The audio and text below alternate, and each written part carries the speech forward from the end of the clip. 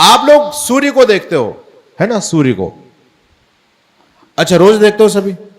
अच्छा, सूर्य की कोई आकृति आपको नजर आती है? इसमें कोई आकृति है? आंख, नाक, कान, मुंह, इसका कुछ दिखाई दे रहा है क्या? ये तो अग्नि का गोला लाल लाल सा, इसमें कोई आकृति तो दिखाई देती नहीं है। लेकिन हमारे यहां सूर्यवंशी क्षत्रिय होते हैं, उनके घरों में सूर्य भगवान का फोटो आपको मिलेगा, है ना। आपके यहां भी हो सकता है, गूगल पर आप देखो। तो इस सूर्य के अंदर कोई आकृति नहीं है, लेकिन जब इंसान ने सूर्य की भी फोटो बनाई, तस्वीर, मूर्ति बनाई, तो उसमें भी अपना रूप घुसा दिया इंसान ने। आप सूर्य का चित्र देखो, उसमें आपको आंख भी दिखाई देगी, नाक भी दिखाई देगी, कान भी दिखाई देंगे, मुंह भी दिखाई देगा, और ऊपर से अग्नि की लपटें निकाल दी, बोले ये सूर्य भगवान है। तो क्या सूर्य ऐसा ही है? इसी प्रकार से इंसान ने भगवान के साथ भी किया, जैसे सूर्य के साथ किया। अब जैसे गंगा मैया है, तो गंगा का मतलब सरित प्रवाह, बहता हुआ पानी, उसकी क्या मूर्ति हो सकती है? लेकिन इंसान ने जब गंगा की मूर्ति बनाई, तो उसके साथ भी, उस गंगा में भी इसने अपनी बुद्धि, अपना रूप घुसा दिया। क्योंकि गंगा स्त्रीलिंग है, तो उसको स्त्री का रूप दिया। ऊपर से बहुत सुंदर स्त्री का रूप यहां तक दे दिया, और नीचे से जल की धाराएं निकाल दी, कहते हैं ये गंगा मैया है। तो गंगा मैया में तो कोई रूप है नहीं, लेकिन आदमी ने अपना रूप वहां पर भी घुसा दिया। तो आदमी का एक स्वभाव है कि आदमी हर चीज में अपना दिमाग घुसाता है, अपने बुद्धि से सोचता है, अपने हिसाब से दुनिया को चलाना चाहता है। तो भगवान को भी इसने अपने हिसाब से चलाया है। खुद को भूख लगती है तो सोचता है भगवान को भी भूख लगेगी, खुद को प्यास लगती है भगवान को पिलाता है, खुद नहाता है तो भगवान को नहलाता है, खुद सोता है तो रात को भगवान को भी सुला रहे हैं। ये रात को सुला देते हैं। आप देखो मथुरा वृंदावन में जाओ, वहां ज्यादातर घरों में जो मंदिर बने हुए हैं, और अरे अब तो भगवान दोपहर में भी रेस्ट करते हैं। दोपहर में 2 घंटे के लिए पट बंद हो जाते हैं, पर्दा डाल दिया है। किस लिए? बोले ये विश्राम का समय भगवान जी का। खुद विश्राम करता है तो भगवान को विश्राम करा रहा है, खुद रात को सोता है तो भगवान को सुलाता है, और सुबह फिर ताली बजा बजा करके जैसे बच्चों को जगाते हैं वैसे भगवान को जगाता है। और आजकल एक नया पाखंड और चला है लड्डू गोपाल का, है ना। आपके यहां भी होगा लड्डू गोपाल। मतलब भगवान को ऐसा मजाक बनाया, इतना भद्दा मजाक लोगों ने भगवान के साथ में किया है। भगवान पूरी दुनिया को बनाने वाला, वो सबका पिता, सबकी मां, जगदम्बा, है ना, माताओं की माता, जगदम्बा, भगवती जिसको कहते हैं, वो भगवान का ही तो नाम है जगदम्बा। और कौन है जगदम्बा?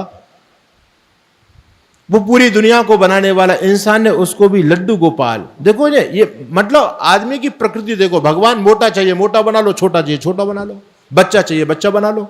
अब लड्डू गोपाल लोगों ने बच्चा बना लिया है, और वो माताएं बहनें लेकर के कंडिया में, डलिया में घूम रही हैं उसको, ये मेरा लड्डू गोपाल है, मेरा लड्डू गोपाल है। क्या ड्रामा बना दिया भगवान का, और फिर उसको बेटा मान के पालन करती है उसका। आश्चर्य की बात है। तो ये सारा का सारा इंसान की बुद्धि का दिवाला निकला पड़ा है। आज पौराणिक लोग भी इस पर खुल करके बोलने लग गए।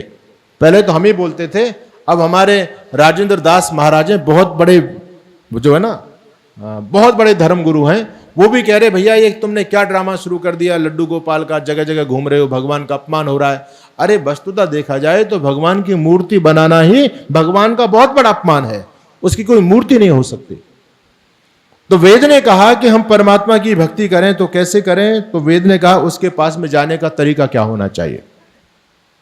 तो ध्यान रखना बच्चों, जीवन में कभी भी ये सारी चीजें जो आप थाली में सजा करके भोग लगाने के लिए लेके जाते हो, इन चीजों की भगवान को कोई भी आवश्यकता है नहीं।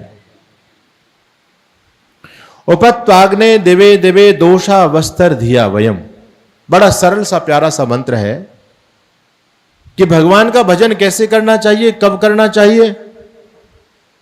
तो कहते हैं दोषा और अवस्थ। दोषा कहते हैं रात्रि को, अवस्थ कहते हैं दिन को। आप लोग संध्या करते हो, संध्या 2 समय की जाती है। हमारे पौराणिक बंधु 3 समय भी करते हैं। बागेश्वर धाम 3 समय संध्या की बात कर रहे हैं आजकल। कहते हैं संधि तो 3 काल में होती है। तो ऋषि दयानंद की मुझे बात याद आ जाती है। तो स्वामी दयानंद कहते हैं ऐसे तो हर क्षण की दूसरे क्षण के साथ में हमेशा संधि होती रहती है, बैठे रहो तुम ध्यान में, फिर संसार का काम कैसे चलेगा। तो ऋषि दयानंद बड़े प्रैक्टिकल व्यावहारिक वेद की बात कहते हैं। वेद कहता है कि परमात्मा की भक्ति कब करो, तो कहते हैं दोषा अवस्थ, जब दिन और रात्रि का मिलन हो, संधि काल हो तब, अथवा रात्रि और दिन का मिलन हो तब, इसको कहते हैं संध्या। और संध्या का मतलब क्या होता है? संध्या के 2 अर्थ होते हैं। सम्यक ध्यान को भी संध्या कहा जाता है। अच्छी प्रकार से ध्यान करना संध्या कहलाता है, और संधि काल में किया जाने वाला काम भी संध्या कहलाता है। तो परमात्मा का ध्यान कब करना है? संधि काल में, सुबह शाम 2 समय संध्या होती है ना, सायंकाल और प्रातःकाल। तो भगवान का ध्यान किस समय करना है? सायंकाल और प्रातःकाल, और कहीं जाने की आवश्यकता नहीं है। अभी मैंने इतनी बड़ी भूमिका बनाई आपके सामने, ये मैंने बताने का प्रयोजन था, किसी मूर्ति के सामने भगवान की उपासना करने के लिए जाने की आवश्यकता नहीं है। भगवान कहां रहता है? बोलो, कहां रहता है भगवान? बच्चे बताएंगे कहां रहता है? अरे बोलो तो सही है। मंदिर में? क्यों जी? अरे भाई इतना तो सब जानते हैं, डरते क्यों? बोलो।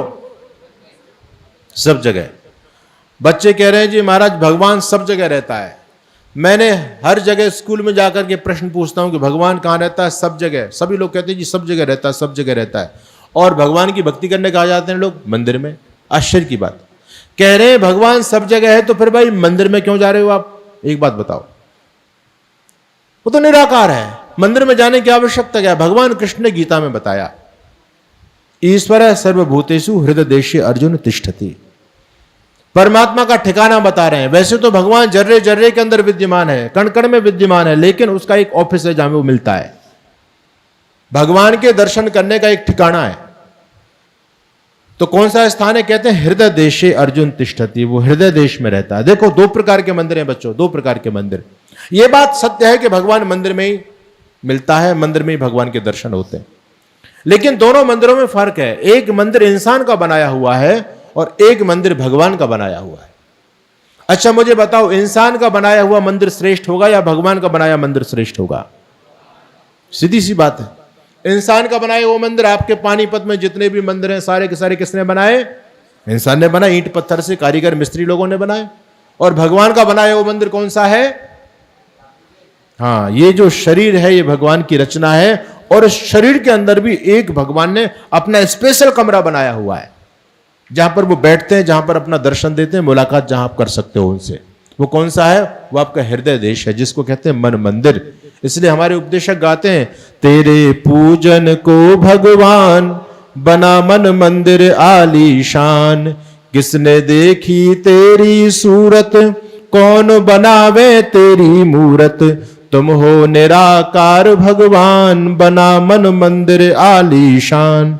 तो भगवान का दफ्तर कौन सा है? जहां पर भगवान जी मिलते हैं, मन मंदिर है। इसलिए हमारे जितने भी ऋषि महर्षि हुए, वेद शास्त्र कहते हैं कहीं जाने की आवश्यकता नहीं है। आप आंख बंद करके और मौन होकर के और जो है ना शुद्ध भावों के साथ में बैठ जाइए और अपने मन मंदिर में भगवान को खोजने का प्रयास कीजिए। भगवान के दर्शन आपको वहीं हो सकते हैं। बाहर दुनिया में इंसान के बनाए मंदिर में भगवान के दर्शन आप कदापि नहीं कर सकते, ना आज तक किसी को हुए। दुनिया परेशान होती घूम रही है, कोई 4 धाम जा रहा है, कोई कहीं जा रहा है, कोई कहीं जा रहा है। बताओ क्या आज तक भगवान को किसी ने देखा? अरे भगवान किसी को मिले क्या आज तक? मिलेंगे भी नहीं, क्योंकि भगवान के बनाए मंदिर में ही भगवान के दर्शन होते हैं। हमारी स्थिति क्या हो गई? हम बाहर भगवान को खोजते फिर रहे हैं और अंदर कोई खोजने के लिए तैयार नहीं है। एक थे सेठ जी। अब सेठ जी बड़े पैसे वाले थे। अब उनकी वृद्धावस्था हो गई, व्यापार कारोबार खूब अच्छा था उनका। सेठ जी ने कहा कि भैया अब हमने कारोबार तो सब बंद कर दिया, अब हम जो है ना भगवान का भजन करेंगे। सलाह दे दी सेठ जी, आप एक काम करो, आप 4 धाम की यात्रा करके आओ, इसमें आपको पुण्य मिलेगा। अब सेठ जी को यार समाजी तो थे नहीं, उन्होंने लोगों के कहने से प्रोग्राम बना लिया कि चलो भाई 4 धाम की 1 महीने का प्रोग्राम बनाया, सारे तीर्थों में घूम करके आएंगे। अब सेठ जी पैसे वाले थे, शरीर से भी तगड़े थे, वृद्ध हो चुके थे, तो अकेले कैसे जाएं? तो उन्होंने एक सेवक अपने साथ रखा, नौजवान बढ़िया सेवा करने के लिए। पैसे से उस नौजवान को साथ लिया। अब सेठ जी जब अपनी यात्रा के लिए निकले तो लोगों ने देखा भाई सेठ जी 4 धाम तो जा रहे हैं, बहुत अच्छी बात है, लेकिन इस जिस लड़के को लेकर के जा रहे हैं ये लड़का तो बड़ा बदमाश है, ये तो चोर है और सेठ जी को पता नहीं है, और सेठ जी इसको साथ लेके जा रहे हैं, सेठ जी की बढ़िया यात्रा करा देगा। लोगों ने कहा सेठ जी आप जिस लड़के को यात्रा में लेके जा रहे हो आप जानते हो ये कौन है? तो सेठ जी ने कहा नहीं भाई हमें तो नहीं पता कौन है, बताओ। तो कहते गांव का नगर का सबसे बड़ा चोर है ये लड़का। और इसको तुम लेके चल दिए, तुम्हारी बढ़िया यात्रा कराएगा, रास्ते से लौट के भगाओगे तुम। सेठ जी समझदार बुद्धिमान सेठ जी ने कहा तुम चिंता मत करो, इसी को लेके जाएंगे और देखते हैं ये कैसे चोरी करे हमारी। तो सेठ जी को पता चल गया, सेठ जी भी सतर्क थे और उधर से वो नौजवान बड़ा खुश था। उसने कहा भाई आज तो बहुत बड़े सेठ के साथ जाने का मौका मिल रहा है और जैसे ही मौका लगेगा वहीं से सेठ जी का काम तमाम कर दूंगा, इनकी बढ़िया यात्रा कराऊंगा मैं। तो दोनों सतर्क थे। अब यात्रा प्रारंभ हुई ट्रेन से गए वो रेल से, ट्रेन से यात्रा शुरू हुई। अब सेठ जी भाई पैसे वाले थे तो अपने थैले में नोटों की गड्डी लेके गए, 1 महीने का प्रोग्राम, पता नहीं कहां जरूरत पड़ जाए। तो सेठ जी के पास में नोटों की गड्डी थी बच्चों। अब सेठ जी सावधान थे क्योंकि ये सेवक चोर है, मौका लगते ही काम तमाम कर देगा। और वो नौजवान भी सतर्क भी कम मेरा मौका लगे। अब सेठ जी दिन भर तो जागते थे, दिन में जगते रहते तो थैले पर ध्यान रहता था। अब भाई रात को तो सोना होता है। अब सेठ जी सोचते थे रात को पैसे कहां छिपाऊं, अगर इसके सामने छिपाऊंगा तो देख लेगा, रात को निकाल करके भाग जाएगा ये। तो जैसे ही रात को ट्रेन रुकने वाली होती थी तो सेठ जी कहते भैया चल फटाफट पानी लेके आ, ट्रेन रुक गई, जल्दी चल पानी लेके आ। उसको पानी के लिए बाहर भेज देते थे और सेठ जी पीछे से पैसे छिपा दिया करते थे। यही सिलसिला चलता रहा। अब सुबह सेठ जी को पैसे निकालने होते तो उसके सामने तो निकाल नहीं सकते, नहीं उसको पता चल जाएगा। तो जैसे ट्रेन रुकती सेठ जी कहते चल भैया चाय लेके आ फटाफट, चल ट्रेन रुक गई चाय लेके आ, उसको बाहर भेज देते, पीछे से पैसे निकाल लेते। अब चोर बड़ा परेशान, वो सेठ जी को सुबह सुबह पैसे गिनते हुए देखे और रात को बाहर चला जाए तो सेठ जी पैसे छुपा दें। और चोर पूरी रात भर परेशान रहे कि भैया कैसे दाव लगे मेरा। वो सारे सेठ जी के झोले झंडे जितने थे सबको चेक करता, सीट के ऊपर नीचे सब जगह देखता, पर वो उसका जुगाड़ लगा नहीं चोर का। चोर बड़ा परेशान रहा। सेठ जी की यात्रा पूरी हो गई। 1 महीने के बाद सेठ जी वापस लौटे। सेठ जी ने कहा नौजवान तुमने मेरी बड़ी सेवा की है, बताओ तुमको कितना पैसा देना है। उस नौजवान ने सेठ जी के हाथ जोड़े, बोले महाराज मुझे पैसे आप भले मत दो, मुझे तो एक राज की बात बता दो। बोले क्या बात है? बोले ये बताओ सेठ जी शायद आप मुझे जानते नहीं थे, मैं कौन था? सेठ जी कहते थे मैं जानता था, तू चोर था। बोले अरे आप फिर भी मुझे अपने साथ लेके जानबूझ करके? तो सेठ जी बोले तूने मेरा बिगाड़ क्या लिया? भाई तू चोर था, मेरे साथ चला गया तो तू अपना हाथ तो साफ नहीं कर पाया। वो कहता है सेठ जी मैं इसी बात को लेकर के आश्चर्य में पड़ा हुआ हूं कि अब तक मैंने बड़े बड़े लोगों पर सफाया कर दिया, लेकिन आप पहली बार ऐसे व्यक्ति मुझे मिले जो 1 महीने तक साथ रहा और मैं रात भर प्रयास करता था कि आपके पैसे मेरे हाथ लग जाएं, लेकिन 1 महीने के बाद भी आप अपनी गड्डी सुरक्षित वापस ले आए। तो सेठ जी ने कहा नौजवान एक बात बता, तू मेरे पैसे रोज देखता था चुराने के लिए? बोले सेठ जी आप तो सो जाते थे, मेरा तो यही काम रहता था रात में। तो सेठ जी ने पूछा कि तू मेरे पैसे कहां देखता था? तो कहता सेठ जी तुम्हारे जितने झोले थे सारे झोले में देखता था। सेठ जी को हंसी आई और सेठ जी ने कहा रे बेवकूफ, तू मेरे झोले देखते रह गया, काश तू अपना झोला देख लेता तो तुझे पैसे मिल गए होते। सेठ जी बड़े चतुर थे, सेठ जी जानते थे मेरे झोले देखेगा, सेठ जी रात को उसी के थैले में अपने पैसे रख देते थे। अब वो चोर रात भर सेठ जी के थैले टटोलता रहता था और उसमें तो पैसे थे नहीं, उसके झोले में पैसे थे, लेकिन वो अपने झोले को नहीं देख रहा है, वो दूसरे के झोले को देख रहा है। तो यही एक दृष्टांत है समझने का कि हम भी भगवान को खोजने के लिए कहां जा रहे हैं? बाहर भागते फिर रहे हैं ना, बाहर धक्के खा रहे हैं। कोई वैष्णो देवी जा रहा है, कोई कहीं जा रहा है, कोई कहीं जा रहा है, अंदर उसको खोजने का प्रयास नहीं करते। जिस दिन आप भगवान को अंदर खोजेंगे तो भगवान आपको अंदर ही मिलेंगे। ऋषि मुनियों को देखो, वेद का मंत्र कहता है उपवरे च गिरिनाम संगमे च नदीनाम धिया विप्रो वजायता। ऋषि महर्षियों को आप जब देखेंगे तो वो नदियों के संगम पर बैठ करके, पहाड़ की चोटियों पर बैठ करके भगवान का ध्यान करते हैं। वो कहीं बाहर नहीं जाते, वो वैष्णो देवी नहीं जाते। तो कहीं बाहर जाने की आवश्यकता नहीं है। लोगों ने धर्म को धंधा बनाया हुआ है आज, भगवान की मूर्ति बनाकर। ये सबसे बहुत अच्छा बेनिफिट वाला बिजनेस है ये मूर्ति वाला। देखो याद रखो, मूर्ति पूजा कोई प्राचीन नहीं है। इसके इतिहास को आप पढ़ेंगे, वैसे तो ठीकरा आर्य समाज के माथे पर फोड़ा जाता है समाज में, ये आर्य समाज में मूर्ति पूजा को नहीं मानते, मूर्ति पूजा को नहीं मानते। अरे मुझे बताओ कौन सा ऐसा महापुरुष विद्वान हुआ जिसने मूर्ति पूजा का विधान किया हो? किसने किया है? शंकराचार्य ने मूर्ति पूजा का खंडन किया, कबीरदास जी ने मूर्ति पूजा का खंडन किया। पत्थर पूजे हरि मिले तो मैं पूजूं पहाड़। कितना बड़ा प्रहार है मूर्ति पूजा पर, कबीरदास जी कर रहे हैं। अच्छा, दादू जी ने जबरदस्त मूर्ति पूजा का खंडन किया है, और नानक जी ने जो पत्थर को माने देवा वाकी व्यर्थ गई सब सेवा, ये नानक जी कह रहे हैं। और यहां तक है स्वामी विवेकानंद, वो भी मूर्ति पूजा का विरोध करते हैं। राजा राममोहन राय, सब मूर्ति को, केशव चंद्र सेन, सबको आप पढ़ करके देखिए, सबने मूर्ति पूजा का विरोध किया है। अरे मूर्ति तो होती नहीं, वेद कहता है न तस्य प्रतिमास्ति यश नाम महद यशा, उस भगवान की कोई मूर्ति हो ही नहीं सकती भाई, उसकी तो मूर्ति कैसे बना सकते हो। बच्चों आपको पता है इस दुनिया का सबसे बड़ा शास्त्रार्थ हुआ था काशी नगरी के अंदर, है ना, काशी दुनिया का सबसे बड़ा शास्त्रार्थ था। और उस शास्त्रार्थ में, वो शास्त्रार्थ इसी विषय को लेकर के हुआ था कि वेदों में मूर्ति पूजा है या नहीं, क्योंकि हम सभी वेदों को मानते हैं, चाहे पौराणिक हो चाहे आर्य समाजी हो, हर सनातनी व्यक्ति वेदों को मानता है। तो यह बात कही गई थी कि भाई खोजो कहीं वेद में मूर्ति पूजा तो नहीं है। लोगों ने मूर्ति पूजा शुरू कर दी। एक तरफ स्वामी दयानंद जी महाराज थे और दूसरी तरफ पौराणिक जगत के बड़े बड़े विद्वान थे, 350 पंडित थे, लेकिन एक भी पंडित मूर्ति पूजा के प्रमाण में, एक भी वेद के अंदर मूर्ति पूजा का एक भी प्रमाण ढूंढ करके नहीं ला सका, एक भी पंडित नहीं ला सका।